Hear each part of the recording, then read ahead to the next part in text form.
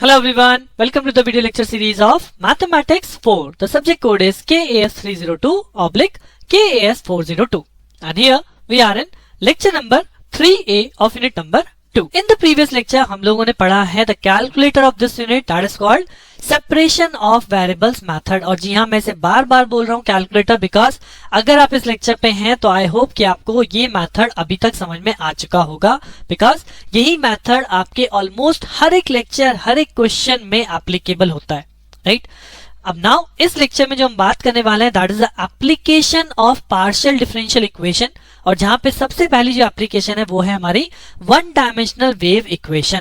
So what is one dimensional wave equation, why it is used या in which application it is used, वो सब हम इस lecture में देखने वाले हैं और इसका सॉल्यूशन किस तरह से होगा with by the same method that is method of separation of variables. तो चलिए इसको जानने के लिए अपना लेक्चर स्टार्ट करते हैं on one dimensional wave equation. So here it is one dimensional wave equation. आपके पास डायरेक्टली इक्वेशन मैंने स्क्रीन पर दिखाई है, that is del square y over del t square is equal to c square del square y over del x square. अब यहाँ पे मैं इसे वन डायमेंशनल वेव इक्वेशन के नाम से ही बोल रहा हूँ तो आपको ये इक्वेशन याद रखनी पड़ेगी कि this is one dimensional wave equation del square y over del x square is equal to del t square is equal to c square del square y over del x square, right? और आपको question directly भी आ सकता है कि solve this equation, right? So अगर ये equation directly mention है तब तो मुझे कोई प्रॉब्लम नहीं है, मेरा स्टेप उसी तरह से चलना है, अभी हम आगे चलेंगे फॉर द सॉल्यूशन. बट अगर इक्वेशन में आता है, क्वेश्चन में आता है कि राइट डाउन द सॉल्यूशन या derive the solution for one dimensional wave equation, then उस केस में ये वेव इक्वेशन होती है, ये आपको याद रखनी पड़ेगी. Now, what is the purpose of this wave equation या how it is used, why it is used over here? So basically इस wave equation का use जो हम करते हैं वो करते हैं for the calculation of vibration of a string. Suppose हमारे पास एक string है, right? और ये जो string है इसकी length हम बोलते हैं this is L और ये दो पॉइंट पे यहाँ पे फिक्स्ड है. यहाँ पे सपोज ये x डायमेंशन है, this is suppose x dimension, तो इसकी लेंथ हो गई L और ये दो पॉइंट के बीच में अपने आप फिक्स्ड है, that is fixed at 2 points between 2 points and of length L, right? So ये हमारी एक हमने स्ट्रिंग मानी. अब अगर हम देखें तो अगर हम इसका y डिस्प्लेसमेंट देखें, यानी अगर ये डायरेक्शन y है, this is direction y, so इस पॉइंट पे हम बोल सकते हैं कि when x is equal to 0 then y is equal to 0 and when x is equal to L, यानी कि एट दिस पॉइंट तब भी स्ट्रिंग में कोई डिस्प्लेसमेंट नहीं है, तब भी इसका y क्या है, तब भी इसका y 0 ही है, यानी स्ट्रिंग एकदम फिक्स्ड है, न्यूट्रलाइज है, आप ये बोल सकते हैं, right? So these are what, these are called the boundary condition for this string. This string के रिगार्डिंग हमें कुछ कंडीशन मिल गई कि इनिशियल डिस्प्लेसमेंट जो है स्ट्रिंग में यानी y जो है वो आपका 0 है, इनिशियल इसमें कोई भी डिस्प्लेसमेंट नहीं है, राइट? अब क्या करा, अब हम कहते हैं कि अगर आपने इस स्ट्रिंग को पकड़ा और सपोज आप इस स्ट्रिंग को यहां ले जाते हैं तो लाइक दिस, इसमें कुछ इस तरह का कुछ फंक्शन बन जाएगा, right? Now this function is not a straight line, इसके अंदर कुछ ना कुछ कर्व फंक्शन क्रिएट हो जाएगा और यहां पे स्ट्रिंग पहुंच जाती है. So in that case these again यहां पे कंडीशन बन जाएगी क्या कि when you stretch this string या आपने इसे स्ट्रिंग को पुल किया, राइट? तो जैसे ही आपने पुल किया इसने कर्व की शेप ले ली and that curve is basically y becomes what, y becomes some function of x, यानी कि अब वो फंक्शन पैराबोलिक, स्ट्रेट लाइन तो नहीं है, पैराबोलिक कुछ भी फंक्शन हो सकता है. तो यहाँ पे हमने लेट कर लिया y is equal to fx is that initial function, right?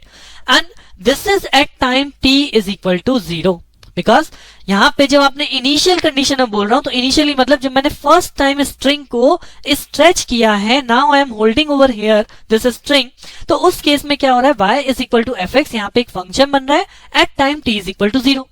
Also इस कंडीशन पे जब हम यहाँ पे हमने इसे स्ट्रेच किया, इसके बाद हम यहाँ से इस स्ट्रिंग को लेफ्ट कर देंगे यानी छोड़ देंगे, राइट?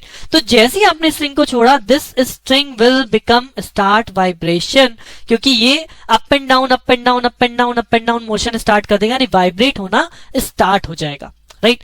और जब हमने इनिशियली यहां से इसे लेफ्ट किया था तो again at t is equal to 0 we are not providing any velocity, यानी कि यहाँ पे dy by dt भी क्या रहेगा, वो भी आपका 0 रहेगा, राइट? सो अल्टीमेटली जैसे ही आपने इस स्ट्रिंग को लेफ्ट ओवर किया इट विल स्टार्ट वाइब्रेशन. तो इस वाइब्रेशन को हम कैसे कैलकुलेट करते हैं या ये वाइब्रेशन हमें मैथमेटिकली कौन सी इक्वेशन है जो शो करता है, that equation is called one dimensional wave equation.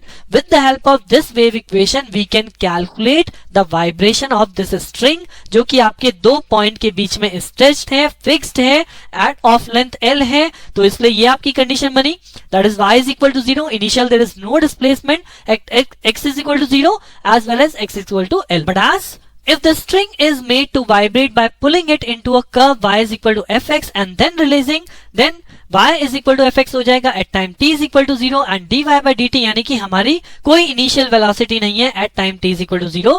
These are called initial conditions. तो अब आप यहाँ पे देखो, इक्वेशन है वन डायमेंशनल वेव इक्वेशन, जिसका हम अल्टीमेटली सॉल्यूशन ड्राइव करने वाले हैं. और सॉल्यूशन कैसे ड्राइव करूंगा? With the help of method of separation of variable. But जब हम सॉल्यूशन ड्राइव करते हैं तो after that solution we are applying some condition. कौन सी condition? Boundary condition. But in this case with the boundary condition we have also have some initial conditions also. तो हमारा जो सॉल्यूशन है बाउंड्री कंडीशन अप्लाई करके भी calculate होगा और इनिशियल कंडीशन कैलकुलेट मतलब अप्लाई करके भी हम सॉल्यूशन को कैलकुलेट फाइनली रिड्यूस करेंगे या कैलकुलेट करेंगे. राइट. सो बेसिकली इसलिए मैंने इस लेक्चर को दो पार्ट में डिवाइड किया कि इस लेक्चर में मैं आपको यहाँ पे वन डायमेंशनल वेव इक्वेशन क्या है, आपको किस लिए यूज की गई है, वो भी आपको क्लियर हो गया होगा. अब इस वन डायमेंशनल इक्वेशन का सॉल्यूशन ड्राइव करेंगे without boundary and initial condition. Right. Simple solution. ठीक. और फिर नेक्स्ट लेक्चर में मैं आप लोगों के साथ इसकी कंडीशन अप्लाई करके इसके सॉल्यूशन को फर्दर रिड्यूस कराऊंगा. Right. So one dimensional wave equation क्या है, किस लिए यूज होती है, आई होप कि अभी आपको क्लियर हो चुका होगा. It is used to calculate the vibration under this string. Right. अब स्ट्रेट फॉरवर्ड इसके सॉल्यूशन की तरफ चलते हैं. तो अगर आपसे डायरेक्टली क्वेश्चन आ रहा है drive the solution of one dimensional wave equation और राइट इट इज मैथमेटिक्स, तो यहाँ पे इस टाइप का क्वेश्चन नहीं बनता. क्वेश्चन जनरली क्या दे देगा? Solve this is the equation. Right. तो आपको डायरेक्ट इक्वेशन दी जा सकती है, solve one dimensional wave equation लिखा जा सकता है. तो अगर वन डायमेंशनल वेव इक्वेशन आया तो जैसे कि मैंने अभी बोला था, you have to remember this equation, this is one dimensional wave equation, ये आपको याद रखनी पड़ेगी. अब method of separation of variable लगाना है, तो यहाँ पे y किस किस का फंक्शन है? y is a function of x and t. Right? Y is a function of x and t. So I will let my solution is again y is equal to capital XT is the solution, where capital X is a function of small x and capital T is a function of small t only. Right? Based on this we can calculate what is del square y over del t square. यानी कि जब मैं इसे t के respect में differentiate करूंगा, x constant, ये हो जाएगा d square t over dt square. और सिमिलरली जब आप इसे del square y over del x square करेंगे तो t constant d square x over dx square. तो based on this, this equation can be written as x into d square t over dt square is equal to c square into t d square x over dx square. And if you remember, इसके बाद हम क्या करते थे? इसके बाद हम इस x t से डिवाइड करते थे from the both side. तो ये इक्वेशन हमें बदल जाएगी 1 by t d square d by dt square is equal to c square into 1 by x d square x over dx square. और I can also right this equation in this form कि इस सी square को यहाँ upon में ले जाइए तो ये हो जाएगा 1 over c square t d square d t by d t square 1 upon x into d square x by d x square on the left hand side. So this is the first step जहां पे हम equation को capital X और capital T की form में convert करते हैं. अब इसके बाद हमने क्या किया था? अब इसके बाद हम लोगों ने सीखा है कि we will let this equation is equal to some constant.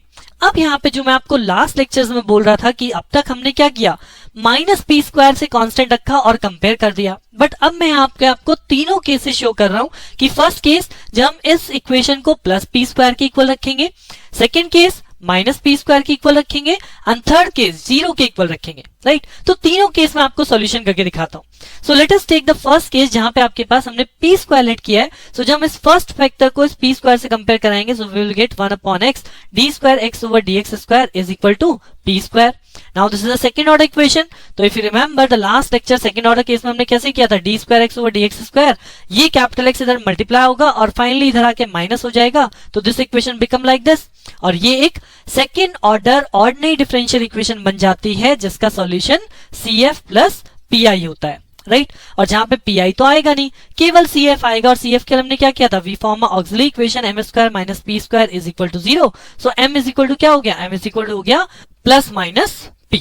Right. So according to this solution, अब ये जो यहाँ पे रूट्स आए हैं m के, तो जब m के रूट्स हमारे इमेजिनरी आते हैं तो सॉल्यूशन होता है c1 cos x px plus c2 sin px। But अगर रूट्स आपके सिंपल हैं तब सॉल्यूशन क्या होता है? इस केस में सॉल्यूशन होता है x is equal to c1 e to the power px plus c2 e to the power minus of px। This is the value of capital x। Similarly आप इस सेकेंड पार्ट को compare कराएंगे, यानी 1 upon c square t d square t by d t square is equal to p square. ये भी second order equation है, तो इसे भी मैं इसी फॉर्मेट में बनाऊंगा। क्या?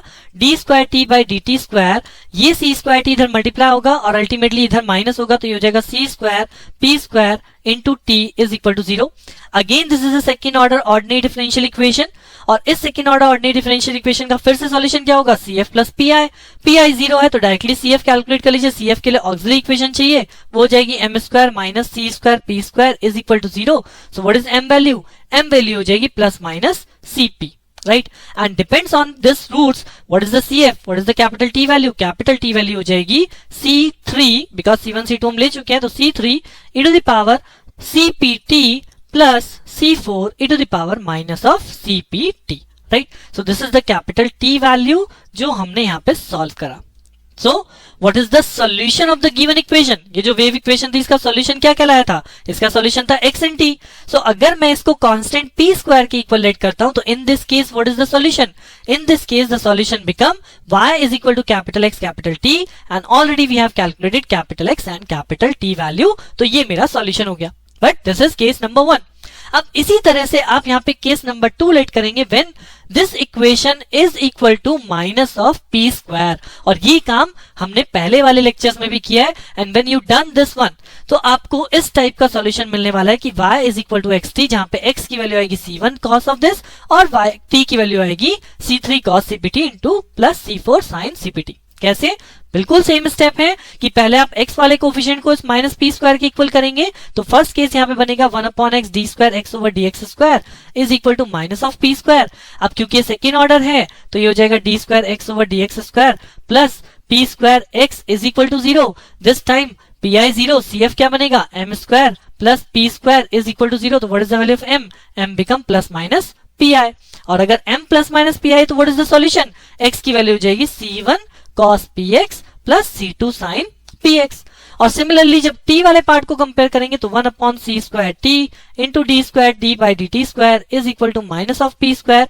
तो यहां से आपको मिल जाएगा d square t by d t square, इसको यहाँ मल्टीप्लाई कीजिए, इधर लाके प्लस कीजिए, तो ये हो जाएगा plus p square c square t is equal to 0। फिर सेम इक्वेशन, फिर से ऑक्सिलरी इक्वेशन, ऑक्सिलरी इक्वेशन क्या बनेगी? M square plus p square c square is equal to 0। तो अब क्यू आर एम क्या आएगा? Plus minus p c i, right? Iota roots आते हैं इसलिए इमेजिनरी रूट्स हैं, that's why we are taking this cos and sine form. तो according to these roots this is the value of capital t, और जब हम इन दोनों की मल्टीप्लाई कर देंगे this is become the solution in this case, right? और सिमिलरली एक थर्ड केस आप यहाँ पे शो करेंगे, that is what? This constant जो हम राइट हैंड साइड पे लेट कर रहे हैं दिस इज 0, राइट? तो अब अगर मैं 0 लेट करूंगा तो व्हाट हैपेंड? अगर आपने 0 लेट किया तो first time 1 upon x d square x over d x square is equal to 0। तो कैसे सॉल्व करूं अब इसे? This means d square x over d x square is equal to 0, यानी ये सेकेंड ऑर्डर इक्वेशन ही है जिसमें ऑक्सिलरी इक्वेशन क्या फॉर्म होगी? M square is equal to 0। तो यानी m के रूट्स क्या हो गए? 0 and 0। So if the both the roots are 0 and 0, तो उस केस में हम CF कैसे लिखते हैं? उस केस में हम CF लिखते हैं that is simply x is equal to c1 plus repeated roots है ना, तो x into c2, right? This is the value of x over here. And similarly t के लिए सॉल्व कीजिए तो 1 upon c square t d square t by d t square is equal to 0। तो यहां से आपको मिलेगा d square t over d t square is equal to 0। Same चीज auxiliary equation m square is equal to 0, m is equal to 0 and 0 again.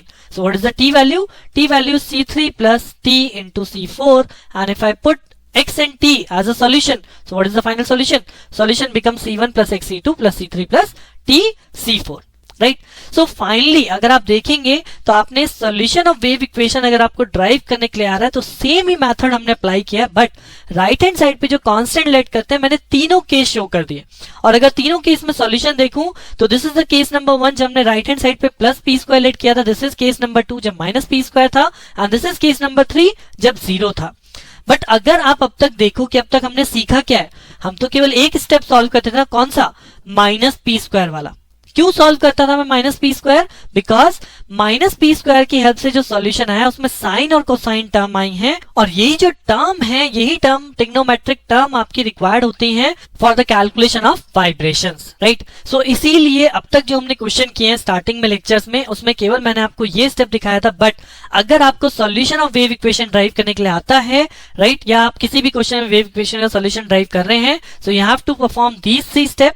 But after these 3 step जो आपका final solution होगा, जिस सॉल्यूशन को मुझे consider करना है, वो मैं कौन सा सॉल्यूशन कंसीडर करूंगा? I will consider this equation, right. Why? Because this contains the trigonometric term, right. As we are dealing for the calculation of vibration, so we require the trigonometric term. That's why we always prefer this solution, right?